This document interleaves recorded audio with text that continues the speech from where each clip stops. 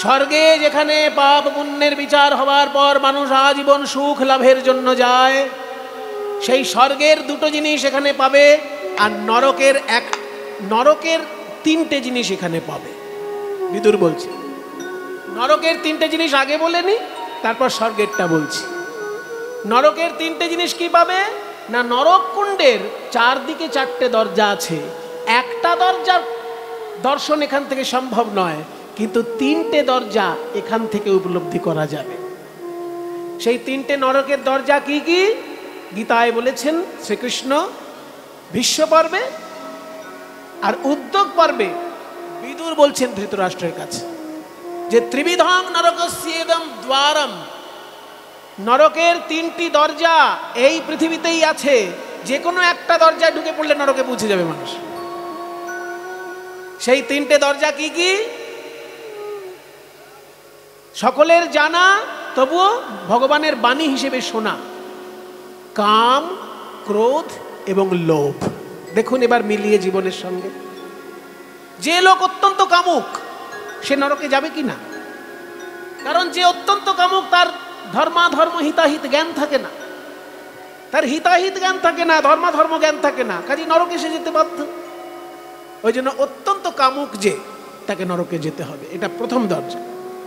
দ্বিতীয়, অত্যন্ত রাগী যে, সবসময় কুকুরের মতো রেগেই আছে, ঘেউ ঘেউ করতেই আছে, কারণে হোক অকারণে হোক সবসময় রেগে আছে, এই ধরনের লোক যদি থাকে তাকেও নরকে যেতে হবে। কাম, ক্রোধ তথা লোভ, লোভাতুর, এটা চাই ওটা চাই, এটা খাবো সেটা খাবো, সারাক্ষণ লোভের মধ্যে যে ডুবে থাকে সেও কিন্তু নরকে যেতে হবে, কারণ তারও হিতাহিত জ্ঞান থাকে না, তারও ধর্মাধর্ম জ্ঞান থাকে না।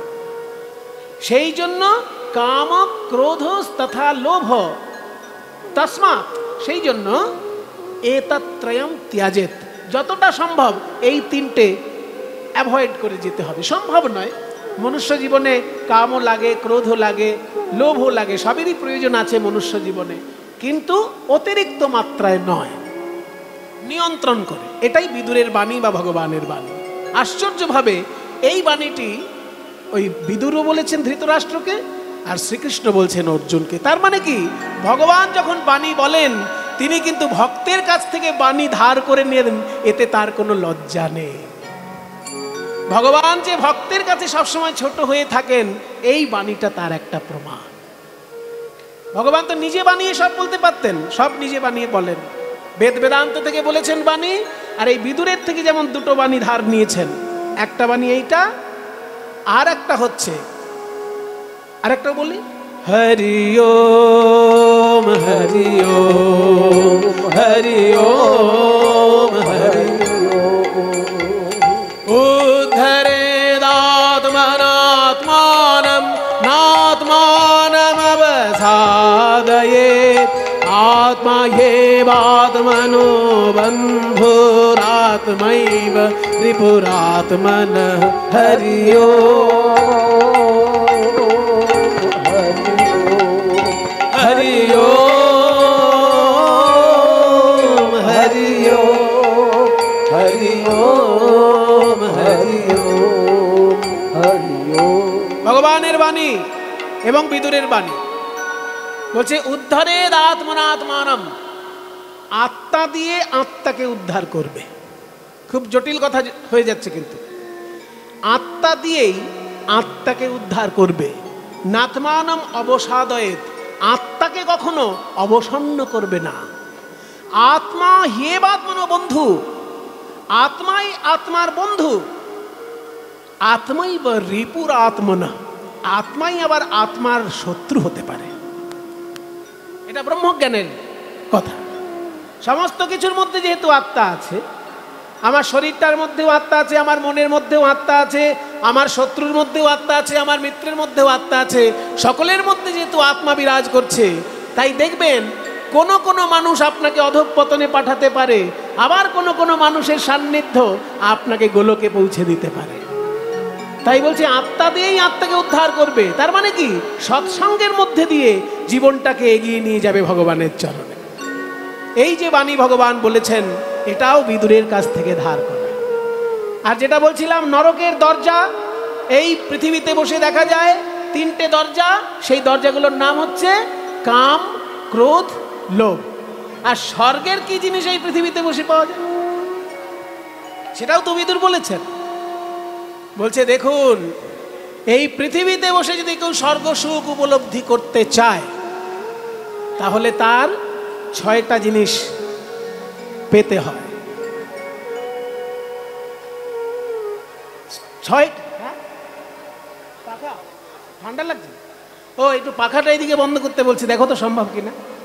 ও সবগুলো একটাই সুইচ বোধ হয়।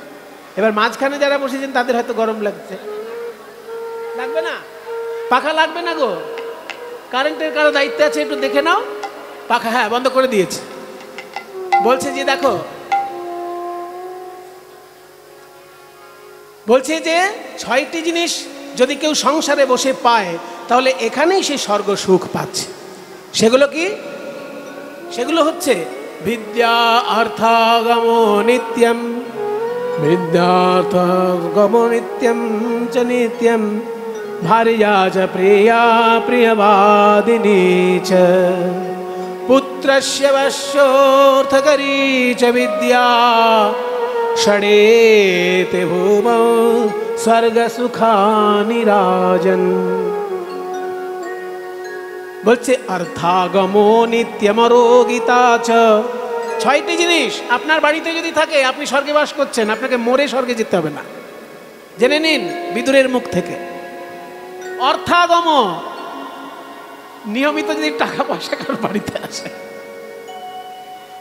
মহাভারত হচ্ছে অত্যন্ত বাস্তব একটি শাস্ত্র, অবাস্তব কল্পনাময় 2-1টা ঘটনা আছে, কিন্তু ম্যাক্সিমাম জিনিসটাই মহাভারতে বাস্তব থেকে নেওয়া। কারোর বাড়িতে যদি নিত্য অর্থ আগমন হয়, তার বাড়িটা স্বর্গের মতন আনন্দে থাকে। কি কৃষ্ণদা, এই আজকে এটা খেতে পাচ্ছি না, কালকে ওটা খেতে পাচ্ছি না, সারাক্ষণ এই অভাব বলছে, কি ভালো লাগে? নিত্য যদি অর্থাগম থাকে কারোর বাড়িতে, তাহলে সে স্বর্গ সুখ পাচ্ছে। অর্থাগম নিত্যম, এটা একটা। অরোগিতা চ, রোগ ব্যাধি যদি বাড়িতে না থাকে, দেখুন একদম অক্ষরে অক্ষরে মিলে যাবে। অর্থ যদি নিয়মিত আসে কারোর বাড়িতে, রোগ ব্যাধি যদি বাড়িতে না থাকে, এবং কারোর প্রিয়া যদি সুন্দরী থাকে, এবং কারোর স্ত্রী যদি মিষ্টভাষিনী হয়, ঝগড়াটে বউ হলে হবে না। ঝগড়ুটে বউ যদি থাকে, তাহলে আপনার জীবন গেল। মিষ্টিভাষী গিন্নি যদি বাড়িতে থাকে, তাহলে একদম স্বর্গ সুখে আপনি বাস করছেন। হ্যাঁ, প্রিয়া চ ভারিয়া প্রিয়বাদিনী চ, যেসব মায়েরা এখানে আছেন ঝগড়াটি, কেউ তো আর বলবে না আমি ঝগড়াটি। সেই জন্য আমি তাদের কাছে একটা অনুরোধ করতে চাই, যারা মনে করেন যে আমার জন্য আমার স্বামী খুব ঝগড়া বোধ করে, তাদের জন্য একটাই আমার একটা শুধু কথা, যে যখন কোনো কথা বলবেন, একবার আগে লম্বা নিঃশ্বাস নেবেন, দেখবেন কুকথা আপনার মুখ থেকে বেরোবে না। এটা একটা জীবন সূত্র আমি শিখিয়ে দিচ্ছি। অনেক মহাপুরুষের সঙ্গ করেছি বলে অনেক ছোট ছোট শিক্ষা জীবনে লাভ করেছি, সেগুলো আমি কখনো কখনো বলে ফেলি। আসলে আজকে একটা বলে দিচ্ছি, যখনই কোনো মুখে কুকথা এসে যাবে না, একবার মনে করে জোরে একটা নিঃশ্বাস নেবেন, একটু আটকে রাখবেন, তারপর ছাড়বেন। দেখবেন যে কথাটা আপনি বলতে যাচ্ছিলেন, সেই কথাটা বলে ফেললেও অনেক সফট করে বলতে পারছেন। এটা একটা সূত্র। ওই জন্য মুনি ঋষিরা আমাদের প্রাণায়াম শিখিয়েছিলেন। প্রাণায়াম কেন শিখিয়েছিলেন? জীবনে এগিয়ে যাওয়ার জন্য। এগুলো সূত্র এক একটা। যখনই তোমার মুখে কখনো কুকথা এসে যাবে, ওই কথাটা আসে কি করে? আগে হাওয়া আসে, তারপর তো কথা। যার শরীরের ভিতরে হাওয়া নেই, সে কথা বলতে পারে? এগুলো বিজ্ঞানের ব্যাপার। হাওয়াটা যখন আপনার স্বরযন্ত্রের ভিতর দিয়ে বেরোচ্ছে, তখনই কথা হয়ে বাইরে বেরোচ্ছে। শরীরে যদি হাওয়া না থাকে, আপনার কথা বেরোবে না, কিন্তু কথা বেরোবে না শরীরে যদি হাওয়া না থাকে। ওই জন্য বায়ুর উপর নিয়ন্ত্রণ আমাদের মুনি ঋষি শিখিয়েছেন প্রাণায়ামের মধ্যে দিয়ে, যে যখনই কোনো কুকথা মুখে এসে যাবে, এসে যেতেই পারে, মাথা গরমে মানুষ অনেক কিছু বলে, কিন্তু বলার আগেই একবার শুধু আস্তে করে নিঃশ্বাস নেবেন, নিয়ে একটু আটকে রাখবেন, তারপরে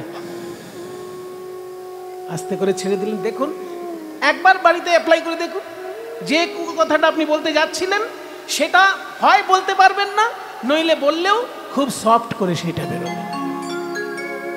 ওই জন্য যুধিষ্ঠির বলছেন যে আমাদের স্বর্গসুখ এই পৃথিবীতে আমরা বসে পেতে পারি যদি ঘরে নিত্য অর্থাগম হয়, আর যদি রোগ ব্যাধির বালাই বাড়িতে না থাকে, এবং ভার্যা যদি প্রিয়বাদিনী হয়। প্রিয়া চ ভার্যা প্রিয়বাদিনী চ। আরো দুটো বাকি রইল। পুত্রশ্চ বাস্য, পুত্রশ্চ বাস্য। পুত্র মানে এখানে শুধু ছেলে নয়, এখানে পুত্র মানে সন্তান, মানে ছেলে বা মেয়ে যাই হোক, তোমার সন্তান যদি তোমার কথা শুনে চলে, তাহলে তুমি এখানেই স্বর্গ সুখ পেয়ে যাচ্ছ, মরে স্বর্গে যেতে হবে না। তোমার সন্তান যদি তোমার কথা শুনে চলে, পুত্রশ্চ বাস্য। আর একটা কি মজার কথা, অর্থ করি চ বিদ্যা। যে বিদ্যা তুমি শিখেছো সেটা যদি কাজে লাগে, এমন কিছু কিছু বিদ্যা আছে কাজে লাগানো যায় না কিন্তু শেখা আছে, সেটা কোনো মানে হবে না। যে বিদ্যা তুমি শিক্ষা লাভ করেছো সেইটা যদি তোমার কাজে লাগাতে পারো, এইখানে বসেই তুমি স্বর্গ সুখ পাচ্ছ। এই যে কৃষ্ণবাবু কত কষ্ট করে খোল বাজনা শিখেছেন, এটা উনি এত সুন্দর বাজাতে পাচ্ছেন, আপনাদেরকে আনন্দ দিচ্ছেন, আপনার হরিবোল বলে হাত তুলছেন। যদি এটা উনি করতে পারেন, এখানে উনি স্বর্গ সুখ পাচ্ছেন। উনি কবে স্বর্গে গিয়ে সুখ পাবেন সেই দরকার নেই। তোমার জানা বিদ্যাটা যদি কাজে লাগাতে পারো, এই পৃথিবীতেই তুমি স্বর্গ সুখ পাচ্ছ। এগুলো একদম বাস্তব জ্ঞান বিদুরের মুখ থেকে বেরিয়েছে ধৃতরাষ্ট্রের কাছে। প্রিয়া চ ভার্যা প্রিয়বাদিনী চ, পুত্রশ্চ বাস্য অর্থ করি চ বিদ্যা, ষড়ানিতে স্বর্গ সুখানি রাজন। হে মহারাজ, এই 6টি পৃথিবীতে বাস করে স্বর্গের সুখ উপলব্ধি করছে মানুষ। আর একটা জিনিস বলেছেন যে যদি কেউ জীবনে উন্নতি চায়, 6টা জিনিস তাকে ত্যাগ করতে হবে। এই শ্লোকটা আবার বিদুরের কাছ থেকে ধার নিয়েছিলেন চাণক্য। চাণক্য বিদুরের কাছ থেকে এইটা নিয়ে তার গ্রন্থের মধ্যে লিখে দিয়েছে। মহাভারত পড়লে তবে জানা যায় যে চাণক্য এটা বিদুরের থেকে নিয়েছেন। আপনি যদি মূল মহাভারত না পড়েন তাহলে চাণক্যের শ্লোক বলেই মনে করবেন। আমরা আগে তাই মনে করতাম। আমি যখন এই শ্লোকটা জীবনে প্রথম পড়ি, চাণক্যের শ্লোকে পড়েছি, পরে দেখি এটা মহাভারতে লেখা। তো আগে মহাভারত, তারপর তো চাণক্য। আগে চাণক্য, তারপর তো মহাভারত নয়। ইতিহাস কি বলছে? আগে মহাভারত, তারপর চাণক্য। সেই জন্য চাণক্য এই শ্লোকটা মহাভারতের বিদুরের কাছ থেকে নিয়ে নিজের নীতিগ্রন্থে লিখেছেন। কি না, জীবনে যদি কেউ উন্নতি করতে চাও ভাই, 6টা জিনিস তোমাকে কখনো ভুললে চলবে না। 6টা জিনিস তোমাকে ত্যাগ করতে হবে। ত্যাগ না করলে বড় হওয়া যায় না। 6টা জিনিস তুমি ত্যাগ করো, উন্নতি তোমার হবেই। কি সেই 6টা জিনিস? চাণক্যের নীতিতে আমি আগে পড়েছিলাম, পরে দেখছি সেটা মহাভারতে লেখা আছে। বলছে ষড়বিধা পুরুষে নেহ হাতব্যা ভূতিমিচ্ছতাম, নিদ্রা তন্দ্রা ভয়ং ক্রোধম আলস্যম দীর্ঘসূত্রতা। ষড়বিধান পুরুষে নেব্যম, হাতব্যম মানে ত্যাজনীয়, ত্যাগ করতে হবে 6টা জিনিস মানুষকে। পুরুষে না, এখানে পুরুষ মানে শুধু পুরুষ মানুষ নয়, সব মানুষকে। প্রত্যেকটি মানুষের 6টা জিনিস ত্যাগ করতে হবে। ভূতিম ইচ্ছতা, ভূতি মানে উন্নতি। উন্নতি যদি কেউ চাও, সমৃদ্ধি যদি কেউ চাও, 6টা জিনিস তোমায় ত্যাগ করতে হবে। কি কি? নিদ্রা, অতিরিক্ত ঘুম যদি তোমার জীবনে আসে তাহলে তুমি ভালো কাজ তো শিখতেই পারলে না। তোমার জীবনে তো শিক্ষাটাই ঠিক করে লাভ হবে না যদি ঘুম বেশি এসে যায়। ওই জন্য ঘুম দরকার মিনিমাম 6 ঘন্টা। বিজ্ঞানীরা বলছে যে 8 ঘন্টা ঘুম হলে সব থেকে ভালো, কিন্তু যদি কম হয় 6 ঘন্টা ঘুম হলেই চলে যায়। তাহলে 24 ঘন্টার মধ্যে 6 ঘন্টা যদি ঘুম হয়, 18টা ঘন্টা রয়েছে তোমার এক একটা দিন। করছোটা কি ভাই? কি করছো তুমি 18টা ঘন্টা ধরে? তাই বলছে নিদ্রা যদি 18 ঘন্টার মধ্যে কেউ, 24 ঘন্টার মধ্যে কেউ যদি 18 ঘন্টায় ঘুমায় আর 6 ঘন্টা জেগে থাকে, তাহলে তার কিছুই হবে না। ওই জন্য বলছে নিদ্রা ত্যাগ করতে হবে, তন্দ্রা ত্যাগ করতে হবে। নিদ্রা তন্দ্রা ভয়ং ক্রোধম, ভয় পেলে চলবে না। কাজ করার জন্য যেখানে যেতে হয় সেখানে যেতে হবে। ক্রোধ, রাগারাগি করা চলবে না, কারণ রাগ মানুষকে জীবন থেকে পিছিয়ে দেয়। অনেক বড় বড় ভুল সিদ্ধান্ত নিয়ে নেয় মানুষ রাগের জন্য। তাই নিদ্রা তন্দ্রা ভয়াং ক্রোধম আলস্যম মানে আলসেমি, আর দীর্ঘসূত্রতা কাজের মধ্যে ঢিলেমি। যেটা এখন করার দরকার মনে করছি বিকেলে করব, যেটা আজ করার দরকার মনে করছি কালকে করব, এটাকে বলে দীর্ঘসূত্রতা। এই 6টি জিনিস যদি মানুষ ত্যাগ করতে পারে তার উন্নতি একেবারে স্বর্ণাক্ষরে লেখা আছে। এই বাণী বিদুর বলেছিলেন ধৃতরাষ্ট্রকে। আমার খুব জেনে আনন্দ লাগলো যে বিদুরের বাণী এতটাই গুরুত্বপূর্ণ যে সেখান থেকে 2টো বাণী নিয়ে স্বয়ং ভগবান শ্রীমদ্ ভগবদ গীতার মধ্যে স্থান দিয়েছে। তাহলে এই যে একটু আগে বললাম হরিনাম করবে কেন, আগে নাম, অহংকারের মঞ্চ থেকে নাম, অহংকারের মঞ্চ থেকে নাম, তবে গাইবি হরিনাম। আজকে মহাপ্রভু ভাবে আবিষ্ট হয়ে কি করছেন, মুখ দিয়ে বাঁশির সুর বাজাচ্ছেন, মুরলী শব্দ করি, ওই মুরলী শব্দ একই ভাব রে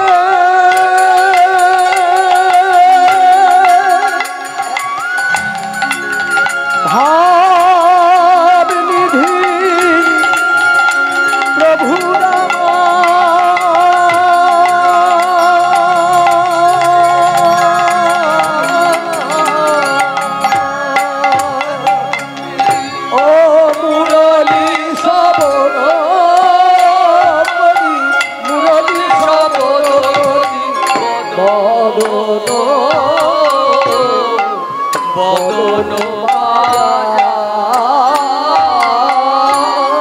মহাপ্রভুর মুখে বাঁশি শুনে সবাই অবাক হলো বটে, কিন্তু সব থেকে বেশি অবাক কে হলো জানো, যে মহাপ্রভুর 48 বছরই সঙ্গে ছিল, ছোটবেলা থেকে মহাপ্রভুর শেষ দিন পর্যন্ত যে সঙ্গে ছিল তার নাম গদাধর।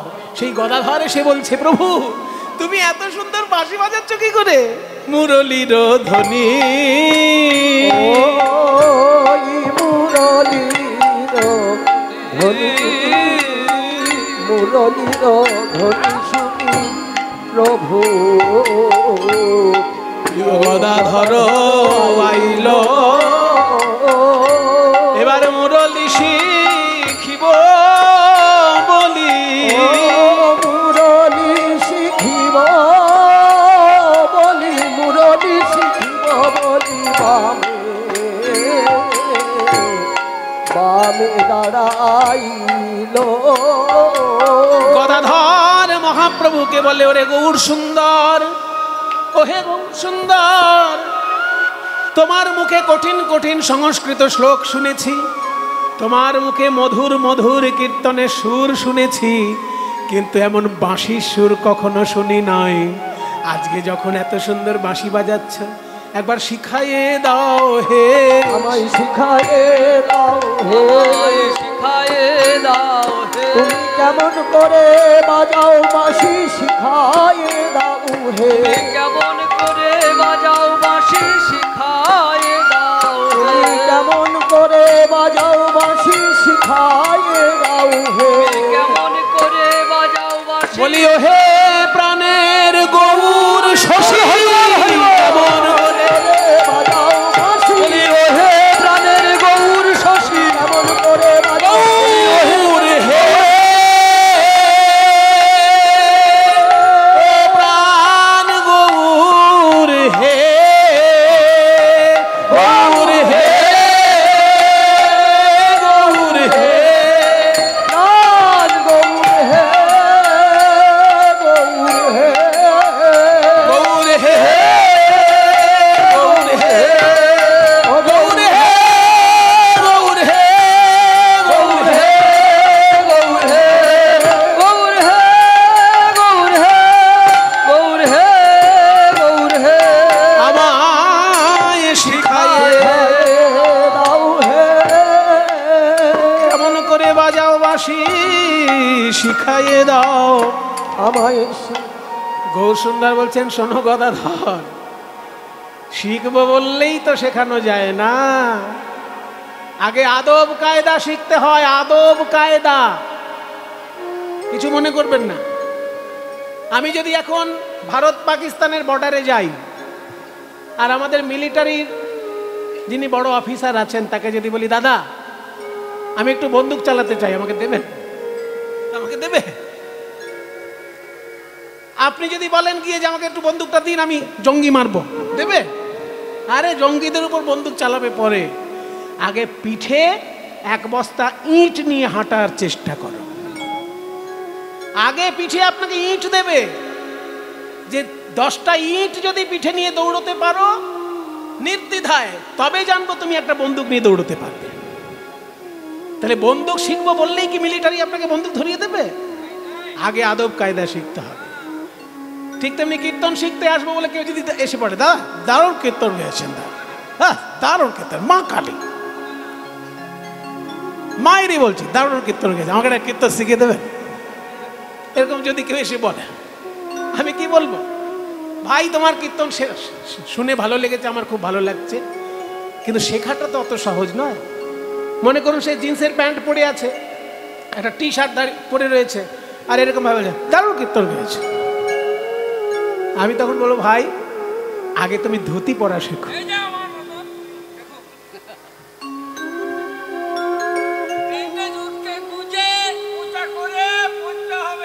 এই বাঁদিকে ওই ক্যামেরায় দেখা যাচ্ছে, ধুতি কিভাবে পড়তে হয় সেইটা তুমি আগে শেখো। তা নাহলে কীর্তন গাইতে গিয়ে তোমার যদি ধুতির দিকে বারবার খেয়াল করতে হয়, তোমার কীর্তনে মন হবে? কীর্তনে মন লাগবে যদি কাছা খুলে গেল কিনা, কাছা খুলে গেল কিনা এইটা বারবার চিন্তা হয়। সেই জন্য আগে ভাই ধুতি পরা শেখো, তারপর কীর্তন শিখো। তেমনি গদাধর, তুমি আমার বাঁশি শুনে ভালো লেগেছে, শিখতে চাইছো, খুব ভালো কথা, কিন্তু আমি তো বাঁশি নিয়ে বাঁশি বাজাচ্ছি না, মুখ দিয়ে বাঁশি বাজাচ্ছি। মহাপ্রভু মুখ দিয়ে বাঁশি বাজাচ্ছেন, মানে মুখ দিয়ে বাঁশির সুর করছেন। কোন সুর? ওই যে বিখ্যাত সুর বাংলার ঘরে ঘরে গায় সবাই, ভজ শ্রীকৃষ্ণ কহ শ্রীকৃষ্ণ, লহ শ্রীকৃষ্ণের নাম রে, ভজ শ্রীকৃষ্ণ লহ শ্রীকৃষ্ণ, লহ শ্রীকৃষ্ণের আপনারা নাম রে। সবাই মিলে একটু আমার সঙ্গে গাইবেন, ভজ শ্রীকৃষ্ণ কহ শ্রীকৃষ্ণ, লহ শ্রীকৃষ্ণের নাম রে, ভজ শ্রীকৃষ্ণ লহ শ্রীকৃষ্ণ, লহ শ্রীকৃষ্ণের নাম রে। যে জন শ্রীকৃষ্ণ ভজে সে হয় আমার প্রাণ রে, যে জন শ্রীকৃষ্ণ ভজে সে হয় আমার প্রাণ রে।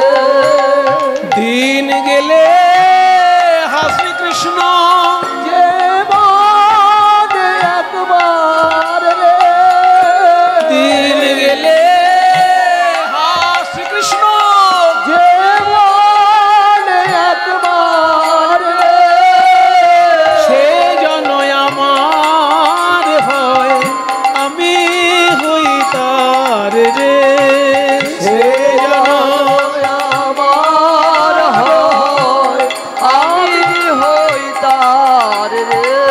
নিমাই, তুমি এত মধুর কৃষ্ণ নাম গাইছো, আমাদের মন যে একেবারে গলে গেল। নিমাই, তোমার মুখে এত সুন্দর কৃষ্ণ নাম পেলাম বলেই কৃষ্ণ নামের মহিমা আমরা জানলাম। তাই কৃষ্ণ নাম গাইবার আগে আমরা তোমার নাম গাইবো, তারপর তো কৃষ্ণ নাম আমরা বলবো। ভজ গৌরাঙ্গ কহ গৌরাঙ্গ, লহ গৌরাঙ্গের নাম রে, ভজ গৌরাঙ্গ কহ গৌরাঙ্গ, লহ গৌরাঙ্গের নাম রে। যে জনা গৌরাঙ্গ ভজে সে হয় আমার প্রাণ রে, যে জন গৌরাঙ্গ ভজে সে হয় আমার প্রাণ রে। যে যে জন হরি বল। গৌরাঙ্গ ভজে সে হয় আমার প্রাণ রে। গৌরাঙ্গ ভজে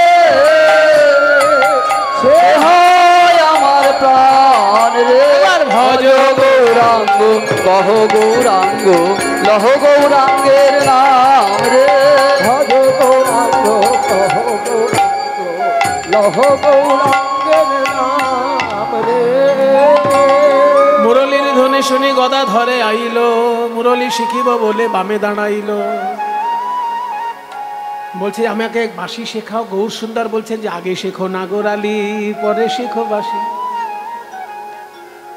বলছে আগে নাগরালি শেখো। বলে নাগরালি কি জিনিস প্রভু? নাগরালি মানে নাগরের ভাব।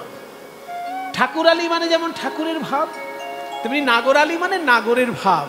শ্রীকৃষ্ণ যেমন বৃন্দাবনের নাগর ছিলেন, তিনি এমনভাবে বাঁকা হয়ে দাঁড়াতেন যে তার ওই বাঁশি বাজানো শোনা তো দূরের কথা, দেখলে পরেই মন ভুলে যেত গোপীদের। সেইভাবে দাঁড়াতে শেখো, আগে দাঁড়াতে শেখো, আগে দাঁড়াতে শেখো। ত্রিভঙ্গ বঙ্কিম ঠামে, ওই ত্রিভঙ্গ বঙ্কিম ঠামে দাঁড়াতে শেখো। ত্রিভঙ্গ বঙ্কিম ঠামে দাঁড়াতে শেখো। ত্রিভঙ্গ বঙ্কিম ঠামে দাঁড়াতে শেখো। ত্রিভঙ্গ বঙ্কিম ঠামে দাঁড়াতে শেখো। আজ গদাধর কহে প্রভু, আজ গদাধর কহে প্রভু। সেই নাগরালি কি প্রকার, আজ বংশী কহে নয়ন বাঁকা। বংশী কহে নয়ন বাঁকা। ত্রিভঙ্গ ত্রিভঙ্গ তাহলে মহাপ্রভু কিভাবে গদাধরকে বাঁশি শেখালো সেটা আমরা শুনলাম। চলুন আমরা মধুময় বৃন্দাবনে যাই, সেখানে দেখবো আমার গদাধরের পূর্বরূপ হচ্ছে রাধারানী। রাধারানী কেমন করে শ্রীকৃষ্ণের কাছে বাঁশি শিখলেন সেটা আজকে আমরা বৃন্দাবনে গিয়ে জানবো। চলুন একটা হিন্দি ভজন গাইতে গাইতে আমরা বৃন্দাবনে যাই। প্রভুজি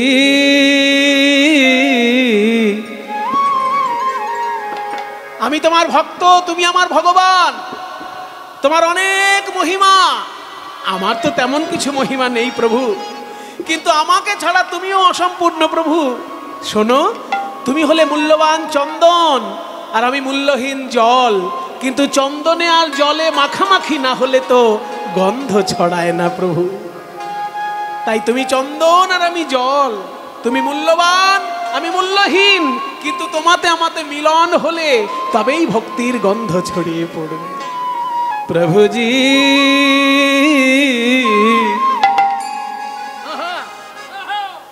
तुम चंदन हम पानी पानी, हरि बोल। हम पानी पानी तुम चंदन हम पानी। प्रभु जी तुम चंदन हम पानी पानी तुम चंदन हम पानी। हम पानी हम पानी हम पानी हम पानी। तुम चंदन हम पानी तुम चंदन हम पानी। तुम चंदन हम पानी।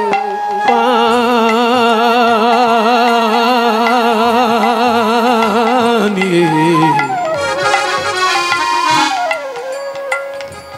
जाके अंग अंग बास समाए, ओ जाके अंग अंग बास समाने। जाके अंग अंग बास समाने। प्रभु जी चंदन हम पानी पानी तुम चंदन हम पानी। तुम चंदन हम पानी। प्रभु जी तुम घन बन हम मोरा मोरा, मोरा मोरा रे तुम घन बना हमें मोरा रे तुम घन बना हमें मोरा मोरा कालो मेघ हमें मोरा हमें मोरा আকাশে কালো মেঘ ডাকলে যেমন ময়ূর পেখম তুলে নৃত্য করে, তুমি হলে আমার কালো মেঘ আর আমি হলাম ময়ূর। মেঘ নিত্য, ময়ূর অনিত্য, কিন্তু মেঘের ডাকের সঙ্গে ময়ূরের নাচে, তবে তো প্রকৃতি সুন্দর হয়ে ওঠে। তুম ঘন বন हम मोरा रे तुम घन बनो हमें मोरा रे तुम घन बनो हमें मोरा जैसे चितवत चंद्र चकोरा जैसे चितवत चंद्र चकोरा जैसे चितवता चंद्र चकोरा चितवत चंद्र चकोरा प्रभु जी तुम चंदन हमें पानी पानी तुम चंदन हमें पानी प्रभु जी तुम चंदन हमें पानी पानी तुम चंदन हमें पानी চকর যেমন চাঁদের দিকে তাকিয়ে থেকে আনন্দ পায়, চকর পাখি জন্মায় মরে জন্মায় মরে জন্মায় মরে, কিন্তু চাঁদ একই থাকে। তেমনি তুমি হলে চাঁদ, আমি হলাম চকর। আমার জন্ম মৃত্যু আছে, তোমার নাই, কিন্তু আমি যে তোমার দিকে চেয়ে থেকে আনন্দ পাই প্রভু। जैसे चितवत चंद्र चकोरा प्रभु जी तुम चंदन हम पानी पानी तुम चंदन हम पानी प्रभु जी तुम चंदन हमें पानी पानी तुम चंदन हमें पानी আরো উদাহরণ দিচ্ছে প্রভু জি तुम मोती हम धागा प्रभु जी धागा धागा धागा तुम मोती हमें धागा रे तुम मोती हम धागा हम धागा हम धागा धागा माने কি? धागा ধাগা মানে হলো সুতো। তুম মতি, তুমি হলে মুক্ত, আমি হলাম সুতো। মুক্তর অনেক দাম, কিন্তু সুতো কম দাম। কিন্তু সুতোর সঙ্গে মুক্তর যদি মিলন না হয়, তাহলে মুক্তর মালা তো তৈরি হয় না প্রভু। তেমনি তুমি হলে মূল্যবান মুক্ত, আর আমি অল্প মূল্যের সুতো। তোমার সঙ্গে আমার মিলন হবে, তবে তো মালা হবে। तुम मोती हम धागा और तुम मोती हमें धागा रे तुम मोती हमें धागा সোনার সোহাগা যেমন, সোনার অনেক দাম, সোহাগার কম দাম, কিন্তু সোহাগা মিললে তবে তো সোনাকে উজ্জ্বল দেখায়। जैसे सोने में मिलत सुहागा ओ जैसे सोने में मिलत सुहागा सोने में मिलत सुहागा ओ जैसे सोने में मिलत सुहागा तुम चंदन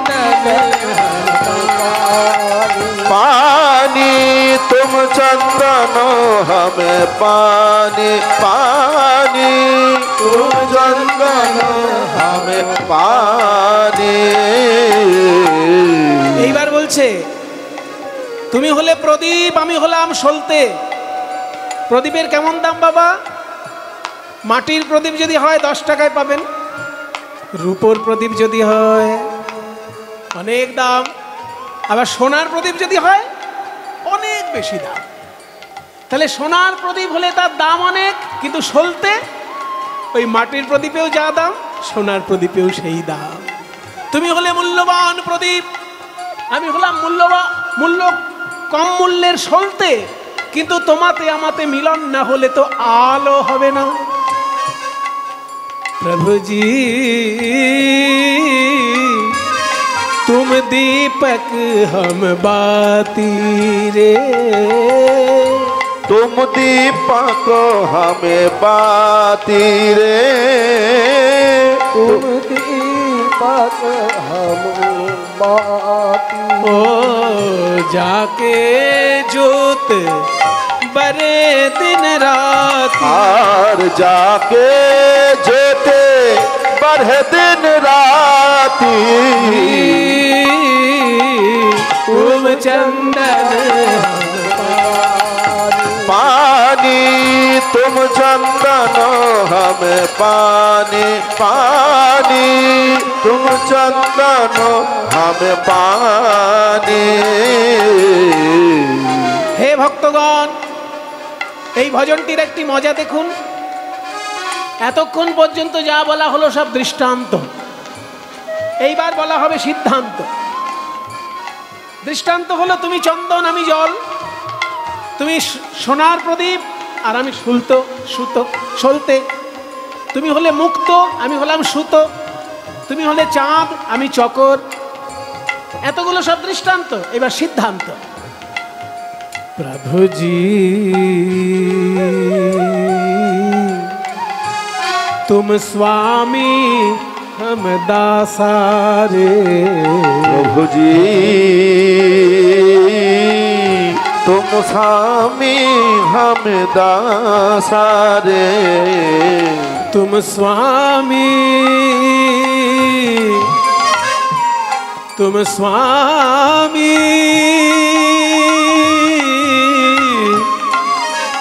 तुम स्वामी स्वामी तुम स्वामी हमें दासारे, तुम स्वामी हम दासा। তুমি হলে আমার প্রভু আর আমি তোমার দাস। এত সুন্দর ভজনটি যিনি লিখেছেন বাবা, তাকে বাঙালিরা বলে রুই দাস, কিন্তু হিন্দি উচ্চারণে রুই দাস নয়, হিন্দি উচ্চারণে রই দাস, রই র হস্যই রই। আসলে সেটা হবে রবি, রবি মানে সূর্য, রবি দাস সূর্য দাস, সেটা হিন্দি উচ্চারণে রবি দাস, সেখান থেকে রই দাস, আর বাংলায় হয়ে গেছে রুই দাস। মুচি ছিলেন, কিন্তু এমন রামায়ণ লিখেছেন যে শত শত রাম ভক্ত ব্রাহ্মণও তাকে প্রণাম করে। তুলসীদাস ব্রাহ্মণ, রুইদাস মুচি, কিন্তু ভগবানের কাছে দুজনেই সমান, কারণ ভগবানের কাছে কোনো উঁচু নিচু ছোট বড় ভেদ নেই, ভগবানের কাছে সবাই সমান। তাই আমরা তুলসীদাসকেও যেমন প্রণাম জানাই, রুইদাসকেও সেইভাবেই প্রণাম জানাই। ऐसी भक्ति करे रैदास, ओ ऐसे भक्ति कर रोईदासा, ऐसे भक्ति कर रोईदासा। प्रभु जी तुम चंदन पानी पानी पानी पानी पानी पानी पानी पानी पानी पानी पानी पानी पानी पानी। এবার একটু স্বরলিপির খেলা। সারে গামা পা পামাগরে সা पामगरे सा পাপা ধাধানি पापा धनी পাপা পানি पापा धनी নি নি নি পা नी नी नी पा papa nini papa nini papa nini papa nini papa nini nini papa nini papa nini papa nini panini panini panini panini panini panini pani pani pani pani pani pani तुम चंदन पानी तुम चंदन हमें पानी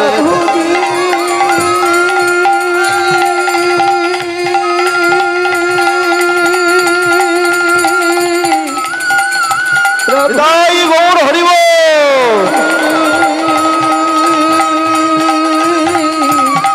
प्रभु तुम चंदन हमें पानी पानी तुम चंदन हमें पानी तुम चंदन तुम निताई गौर हरि चंदन सबाई बोलो वृंदावन धाम की जय राधा रानी की जय गोस्वामी वृंदो की निजो निजो श्री गुरु महाराज की जय